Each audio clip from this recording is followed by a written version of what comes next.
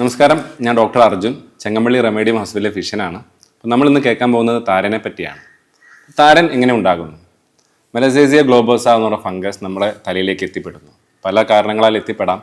അപ്പോൾ നമ്മൾ ഒരു ഫ്രണ്ടിൻ്റെ ചീർപ്പ് ഉപയോഗിക്കുന്നു, തോർത്തുണ്ട് ഉപയോഗിക്കുന്നു, അല്ലെങ്കിൽ ഒരു തലവണയിൽ ബെഡ് ഷെയർ ചെയ്തിട്ട് തലവണയിൽ കിടന്നുറങ്ങുന്നു. സ്ത്രീയാവാം, പുരുഷനാവാം. അപ്പോൾ ഞാനൊക്കെ എൻ്റെ ഫ്രണ്ട്സ് കണ്ടിട്ടുണ്ട്, അവർ ബാർബർ ഷോപ്പ് പോയിട്ട് അവിടെ വെച്ചിരിക്കുന്ന ചീർപ്പൊക്കെ എടുത്ത് ചീന്താറുണ്ട്. അപ്പം അങ്ങനെയൊക്കെ ഉള്ള ഒരാളിൽ നിന്ന് ഇങ്ങനെ നമുക്ക് ആ ഒരു ഫംഗസ് നമ്മളെ തലയിലേക്ക് എത്താം. അപ്പോൾ ആ ഫംഗസ് നമ്മുടെ തലയിലേക്ക് എത്തിക്കഴിഞ്ഞാൽ അതൊരു ദ്രാവകം പ്രൊഡ്യൂസ് ചെയ്യും. അത് നമ്മുടെ തലയൊട്ടി ആ ഭാഗത്തിലെ സ്കിന്നിനെ ഒന്ന് സ്കെയിലി ആക്കിയിട്ട് പാച്ചസ് ഉണ്ടാക്കിയിട്ട് ചെറിയ ചെറിയ പൊടികളാക്കി മാറ്റും. അത് നമുക്കൊരു ഇച്ചിങ്ങും കൂടി ഉണ്ടാക്കും. അതങ്ങനെ കൂടി അത് ഡാൻഡ്രഫായിട്ട് അല്ലെങ്കിൽ താരനായിട്ട് മാറും. അപ്പോൾ നിങ്ങൾ ആദ്യം ഈ എൻവയൺമെൻറ്റ് ഉണ്ടാവാനുള്ള കാരണം ഒഴിവാക്കുക. രണ്ടാമത് ഇതിനെ നശിപ്പിക്കുക എന്നുള്ളതാണ്. അപ്പോൾ നശിപ്പിക്കാൻ വേണ്ടിയിട്ട് ഇപ്പോൾ ആയുർവേദ വിധി പ്രകാരം നമുക്ക് കുറേ തൈലങ്ങളുണ്ട്.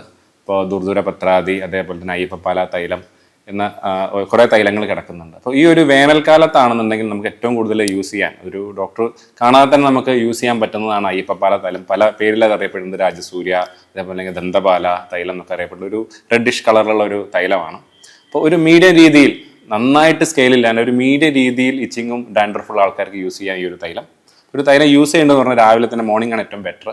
രാവിലെ ഒരു കുമ്പിളിൽ ഒരു ടീസ്പൂൺ എന്ന രീതിയിൽ തൈലം കയ്യിലെടുത്തിട്ട് നന്നായിട്ട് നമ്മൾ കയ്യിൽ റബ്ബ് ചെയ്തിട്ട് സ്കാൽപ്പിൽ എത്തുന്ന രീതിയിൽ എല്ലാ ഭാഗത്തും തേച്ച് പിടിപ്പിക്കുക. 15 മിനിറ്റ് മുതൽ 20 മിനിറ്റ് വരെ ഒന്ന് നമ്മൾ ചെറിയ ചെറിയ ജോലികളൊക്കെ ചെയ്തിരിക്കാം.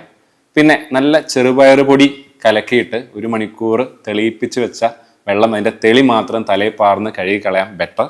ഇനി രണ്ടാമതാണെന്നുണ്ടെങ്കിൽ നമുക്ക് നല്ല ഹെർബൽ ഷാംപൂസ് അവൈലബിൾ ആണ്. കൊട്ടക്കലിൻ്റെയും അതേപോലെ തന്നെ വൈദ്യരത്തിൻ്റെയും നോർമൽ റൂട്ട്സ്, അങ്ങനെ കുറേ ഹെർബൽ ഷാമ്പുകളുണ്ട്. അപ്പോൾ ഈ 20 മിനിറ്റിന് ശേഷം ഈ എണ്ണ മൊത്തം നമുക്ക് ഈ ഹെർബൽ ഷാമ്പു ഉപയോഗിച്ച് കഴുകിക്കളയാവുന്നതാണ്. അപ്പോൾ കഴുകിക്കളയുമ്പോൾ നിങ്ങൾക്ക് കുറേ ഹെയർ ലോസ് ഉണ്ടാവും. അത് പേടിക്കേണ്ട കാര്യമില്ല. കാരണം ഓൾറെഡി നമ്മൾ റൂട്ട്സ് നഷ്ടപ്പെട്ട ഹെയറുകളെല്ലാം അത് പോവും. പുതിയ ഏരിയകൾ ഉണ്ടാവാനുള്ള വീഡിയോ നമുക്ക് അടുത്ത വീഡിയോയിലേക്ക് ചെയ്യാം.